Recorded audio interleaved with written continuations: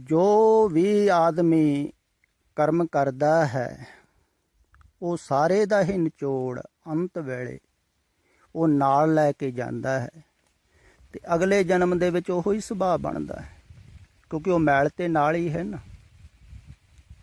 ਤੇ ਜਨਮ ਜਨਮਾਂ ਦੀ ਮੈਲ ਲੱਗੀ ਹੋਈ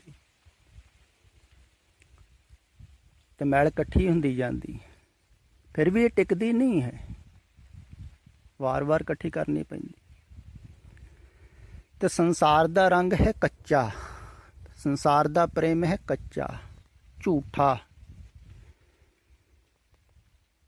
जगत में झूठी देखी प्रीत अपने ही सुख स्यों सब लागे क्या दारा क्या देखो अपने ही सुख करके ही तुहाडे नाल जुड़े होए तुसीं उन्हां नूं दुख दिओ थोड़ा जिहा वो आपे कहणगे दफा हो चले जाओ सुख करके ही जुड़े होए हन ਤੁਸੀਂ ਰੰਚਕ ਮਾਤਰ ਵੀ ਉਹਨਾਂ ਨੂੰ ਦੁੱਖ ਦਿਓ ਨਾ ਉਹ ਕਦੀ ਵੀ ਤੁਹਾਡੇ ਨਾਲ ਨਹੀਂ ਜੁੜੇ ਰਹਿਣਗੇ ਇਸ ਕਰਕੇ ਝੂਠੇ ਹੀ ਹੈ ਨਾ ਸੱਚੇ ਨਹੀਂ ਹੈ ਤੇ ਸੰਸਾਰ ਦੀ ਪ੍ਰੀਤ ਤੇ ਬਿਲਕੁਲ ਝੂਠੀ ਹੈ ਕਿਉਂਕਿ ਸੰਸਾਰ ਝੂਠ ਹੈ ਇਸ ਕਰਕੇ ਸੰਸਾਰ ਦਾ ਰੰਗ ਝੂਠ ਹੈ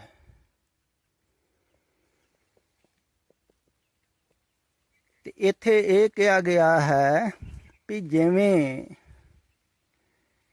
ਕੱਪੜਾ ਧੁੱਪ ਜਾਂਦਾ ਹੈ ਸਾਬਣ ਦੇ ਲਾਇਆਂ ਇਵੇਂ ਹੀ ਅੰਦਰ ਵੀ ਤੁਹਾਡਾ ਧੁੱਪ ਸਕਦਾ ਹੈ ਪਰਮਾਤਮਾ ਦੇ ਪ੍ਰੇਮ ਦੁਆਰਾ ਹੁਣ ਤੁਸੀਂ ਪਰਮਾਤਮਾ ਨਾਲ ਪ੍ਰੇਮ ਕਿਵੇਂ ਕਰੋਗੇ ਕਿਉਂਕਿ ਪਰਮਾਤਮਾ ਦਿਖਦਾ ਤੇ ਹੈ ਨਹੀਂ ना ही परमात्मा ख्याल विच आउंदा है ख्याल विच भी नहीं आ सकता परमात्मा ना ही समझ विच आउंदा है क्योंकि वो समझ तो भी परे है अगाध बोध है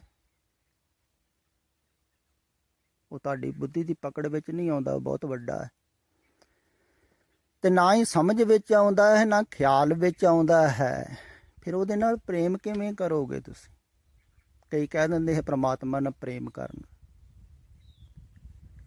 फिर बहुत सारे धार्मिक लोग तर्क देंगे हैं भी आ जिहड़ा संसार है ना सारे जीवां नाल प्रेम करना पर ऐसा हुंदा नहीं है सारियां नाल तुसीं बाहरों नहीं प्रेम कर सकते कोशिश करके भी नहीं कर सकते बहुतियां नाल घिरना करते रहोगे बाहरों सारियां नाल नहीं हो सकते जिन्हां ने कहा सी उन्होंने अंदरों कहा सी अंदरों सारियां ना हो सकता है बाहरों कदे भी ऐसा नहीं होवेगा भी सारियां ना कोई प्रेम करता हो क्योंकि वो मन दे विच ऊच नीच बने रहणगे भिन्न भेद बनिया रहेगा अपने पराए दा ये अपने धर्म दा है पराए धर्म दा है चंगा है माड़ा है बुरा है भला है ऐसा कदे भी नहीं होवेगा बाहरों प्रेम नहीं हो सकता है सिर्फ गल्लां ही कीतियां जा सकदियां गल्लां बहुत धार्मिक लोग करते ते सारियां नूं प्रेम करते नहीं हुंदा फिर परमात्मा नाल प्रेम किवें होवे परमात्मा दा रंग किवें चढ़े इउं केवल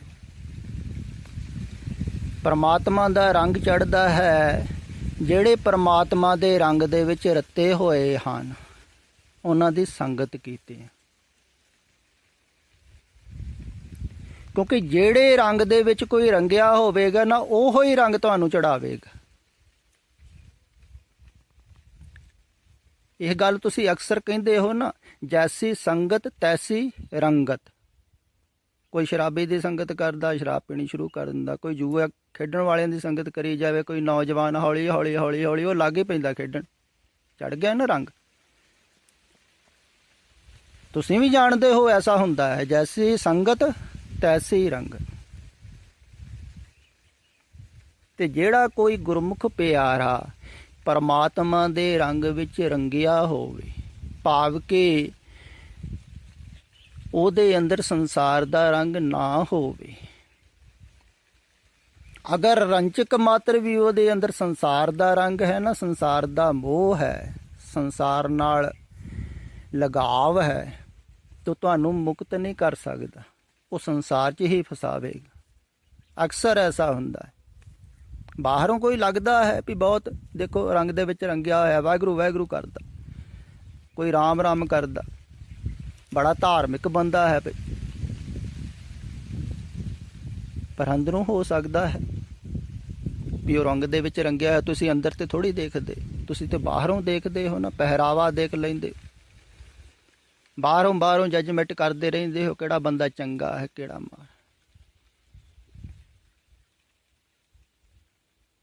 ਤੇ ਬਾਹਰੋਂ ਅਗਰ ਕੋਈ ਧਾਰਮਿਕ ਪਹਿਰਾਵਾ ਪਾਇਆ ਹੋਵੇ ਚੰਗਾ, ਐਨ ਵਧੀਆ ਧਾਰਮਿਕ ਢੰਗ ਦਾ ਆਦਮੀ, ਤੁਸੀਂ ਕਹੋ ਇਹ ਬੜਾ ਧਾਰਮਿਕ ਗੁਰਮੁਖ।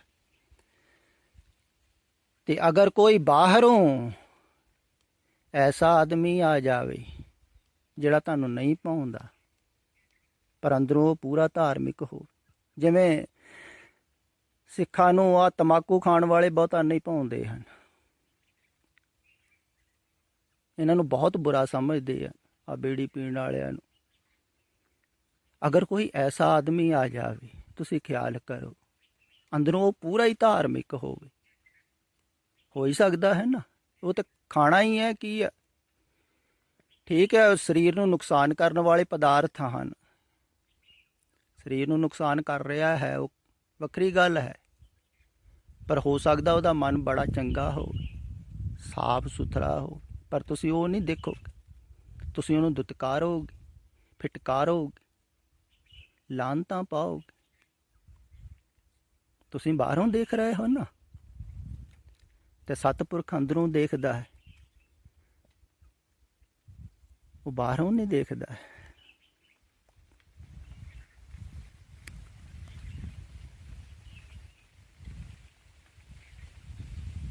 ਤੇ ਬਾਹਰੋਂ ਕੋਈ ਹੋ ਸਕਦਾ ਹੈ ਵੀ ਧਾਰਮਿਕ ਹੋਵੇ, ਬਹੁਤ ਹੈ, ਹੋ ਕਿਉਂ ਸਕਦਾ, ਬਹੁਤ ਹੈ।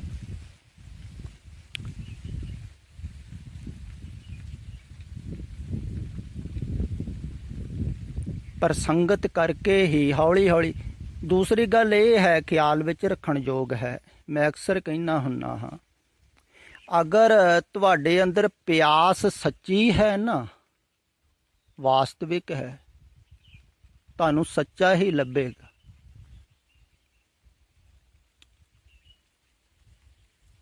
ਅਗਰ ਪਿਆਸ ਝੂਠੀ ਹੈ ਅੰਦਰ, ਤੇ ਝੂਠੇ ਲੱਭਣਗੇ,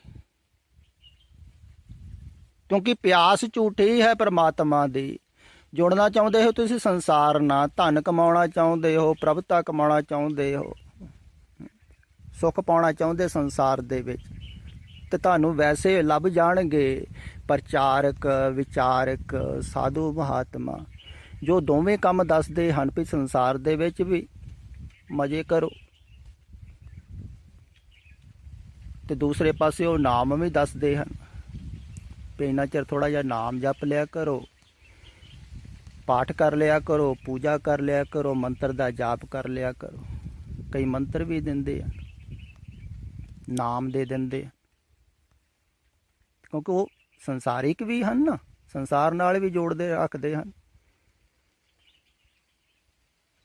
ਤੇ ਐਸਾ ਨਹੀਂ ਹੈ ਵੀ ਜਿਹੜਾ ਪਰਮ ਦੇ ਰੰਗ ਦੇ ਵਿੱਚ ਰੰਗਿਆ ਗਿਆ ਉਹ ਸੰਸਾਰ ਦੇ ਵਿੱਚੋਂ ਬਾਹਰ ਹੋ ਜਾਂਦਾ ਹੈ। ਖਿਆਲ ਵਿੱਚ ਰੱਖਿਓ, ਉਹ ਰਹਿੰਦਾ ਤਾਂ ਸੰਸਾਰ ਵਿੱਚ ਹੀ ਹੈ ਸਰੀਰ ਕਰਕੇ, ਪਰ ਸੁਰਤ ਕਰਕੇ ਉਹ ਬਾਹਰ ਹੁੰਦਾ ਹੈ।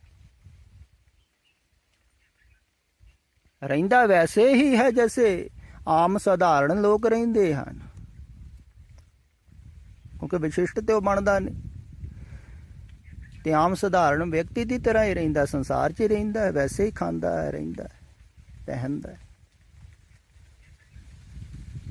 ਪਰ ਫਿਰ ਵੀ ਉਹ ਕਹਿੰਦਾ ਹੈ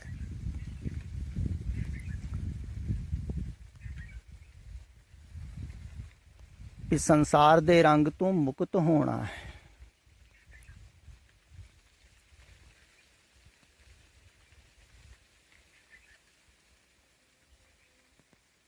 ਤੇ ਜਿਹੜਾ ਸੰਸਾਰ ਦੇ ਰੰਗ ਤੋਂ ਮੁਕਤ ਹੋ ਜਾਂਦਾ ਹੈ ਨਾ, ਭਾਵ ਕਿ ਸੰਸਾਰ ਦੇ ਪ੍ਰੇਮ ਤੋਂ ਮੁਕਤ ਹੋ ਜਾਂਦਾ ਹੈ, ਸੰਸਾਰ ਦੇ ਲਗਾਵ ਤੋਂ ਮੁਕਤ ਹੋ ਜਾਂਦਾ ਹੈ। ਉਹਦਾ ਸਹਿਜ ਹੀ ਪ੍ਰਮਾਤਮਾ ਦਾ ਰੰਗ ਚੜ੍ਹਦਾ ਹੈ।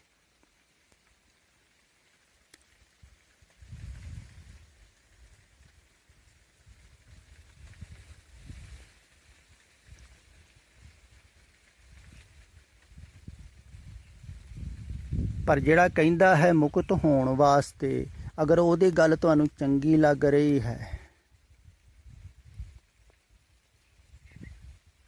ਤਾਂ ਤੁਹਾਡਾ ਲਗਾਵ ਉਹਦੇ ਨਾਲ ਹੋਵੇਗਾ। ਖਿਆਲ ਵਿੱਚ ਰੱਖੋ, ਬਾਹਰੋਂ ਪਹਿਲਾਂ ਤਾਂ ਬਾਹਰੋਂ ਹੀ ਹੋਵੇਗਾ ਨਾ ਲਗਾਵ। ਜਿਹਦੀ ਗੱਲ ਤੁਹਾਨੂੰ ਚੰਗੀ ਨਹੀਂ ਲੱਗਦੀ ਹੈ ਉਹਦੇ ਨਾਲ ਬਾਹਰੋਂ ਲਗਾਵ ਵੀ ਨਹੀਂ ਹੋਵੇਗਾ। ਬਾਹਰੀ ਲਗਾਵ ਪਹਿਲਾਂ ਸੰਸਾਰ ਦਾ ਲਗਾਵ ਛਡਾਉਂਦਾ ਹੈ।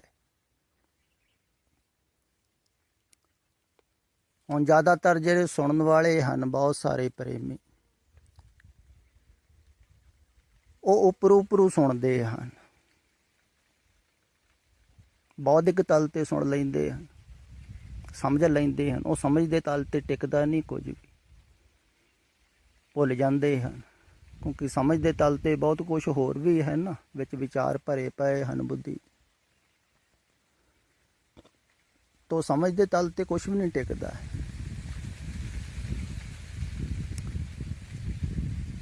ਤੇ ਜਿਹੜੇ ਗੁਰਮੁਖ ਪਿਆਰੇ ਬਹੁਤ ਗਹਿਰਾਈ ਨਾਲ ਸੁਣ ਕੇ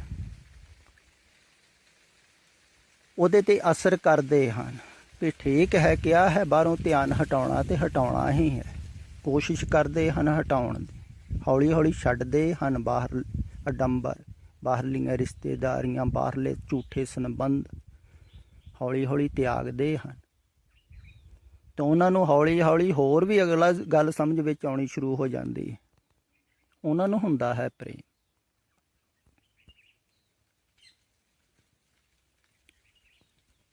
ਪ੍ਰੇਮ ਉਹਨਾਂ ਚਿਰ ਨਹੀਂ ਹੁੰਦਾ ਹੈ ਵਾਸਤਵਿਕ, ਖਿਆਲ ਵਿੱਚ ਰੱਖਿਓ।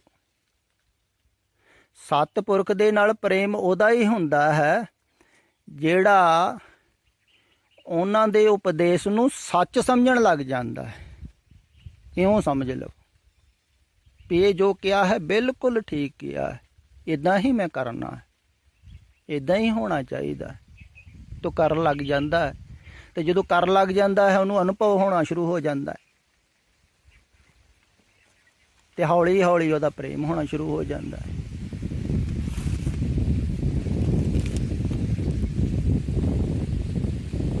ਤੇ ਬਾਹਰੋਂ ਲਗਾਵ ਜਦੋਂ ਟੁੱਟ ਜਾਂਦੇ ਹਨ ਟੋਟਲ ਹੀ, ਮਨ ਇਕਾਗਰ ਹੋ ਜਾਂਦਾ ਹੈ। ਇੱਕ ਤੇ ਇਕਾਗਰ ਕਰਨਾ ਹੈ ਸਿਮਰਨ ਦੁਆਰਾ, ਮਨ ਧਿਆਨ ਦੁਆਰਾ, ਚਿੰਤਨ ਦੁਆਰਾ, ਬਹੁਤ ਸਾਰੀਆਂ ਵਿਧੀਆਂ ਹਨ ਮਨ ਇਕਾਗਰ ਕਰਨ ਦੀਆਂ। ਇੱਕ ਤੇ ਵੈਸੇ ਇਕਾਗਰ ਕਰਨਾ ਹੈ, ਕਈਆਂ ਦਾ ਹੋ ਵੀ ਜਾਂਦਾ ਹੈ ਪਰ ਮਿਟਦਾ ਨਹੀਂ। ਦੂਸਰਾ ਇਕਾਗਰ ਕਰਨਾ ਹੈ ਪ੍ਰੇਮ ਦੁਆਰਾ, ਭਾਵਨਾ ਦੁਆਰਾ, ਸ਼ਰਧਾ ਦੁਆਰਾ। ਇੰਨੀ ਗਹਿਰੀ ਸ਼ਰਧਾ ਹੋਵੇ, ਇੰਨੀ ਭਾਵਨਾ ਹੋਵੇ ਵੀ ਦੂਸਰੇ ਪਾਸੇ ਮਨ ਜਾਵੇ ਹੀ ਨਾ ਕਿਤੇ ਹੋਰ, ਇੱਕ ਜਗ੍ਹਾ ਟਿਕ ਗਿਆ।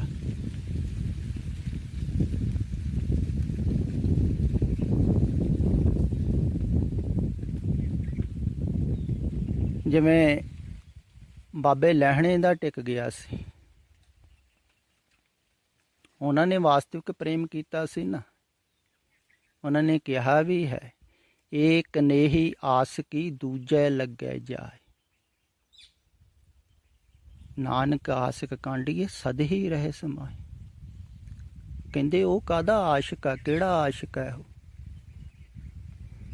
ਜਿਹੜਾ ਦੂਸਰੇ ਦੇ ਨਾਲ ਲੱਗਦਾ ਹੈ, ਪਰ ਭਾਵ ਕਿ ਦੂਸਰੇ ਵੱਲ ਧਿਆਨ ਕਰਦਾ ਹੈ, ਜਿਹਦਾ ਧਿਆਨ ਦੂਸਰੇ ਵੱਲ ਹੈ, ਜਿਹਦੇ ਮਨ ਦੇ ਵਿੱਚ ਦੂਸਰਾ ਹੈ, ਉਹ ਕਾਹਦਾ ਆਸ਼ਿਕ ਹੈ। ਦੂਜੇ ਲੱਗੇ ਜਾਏ, ਕਹਿੰਦਾ ਦੂਸਰੇ ਨਾਲ ਜਾ ਕੇ ਲੱਗਦਾ ਹੈ ਜਿਹੜਾ, ਉਹ ਆਸ਼ਿਕ ਥੋੜੀ। ਜਿਹੜਾ ਇੱਕ ਦੇ ਨਾਲ ਸਮਾ ਗਿਆ, ਸਦ ਹੀ ਰਹੇ ਸਮਾਏ, ਜਿਹੜਾ ਸਮਾਇਆ ਹੋਇਆ ਇੱਕ ਦੇ ਨਾਲ, ਉਹ ਸਮਾ ਗਏ ਸੀ ਨਾ। ਉਹਨਾਂ ਦੇ ਨਾਲ, ਤੇ ਜਿਨ੍ਹਾਂ ਦੇ ਨਾਲ ਸਮਾਏ ਸੀ ਉਹ ਪਰਮਾਤਮਾ ਦੇ ਵਿੱਚ ਸਮਾਏ ਹੋਏ ਸੀ, ਤੇ ਦੋਵੇਂ ਇੱਕੋ ਹੀ ਹੋ ਗਏ। ਇਦਾਂ ਹੀ ਹੋ ਜਾਂਦੇ ਨਾ ਗੁਰੂ ਸ਼ਿष्य ਸਿੱਖ, ਕਿਉਂਕਿ ਜਿਹਦੇ ਨਾਲ ਸਮਾਏ ਸੀ ਉਹ ਪਰਮਾਤਮਾ ਵਿੱਚ ਸਮਾਏ ਹੋਏ ਸੀ।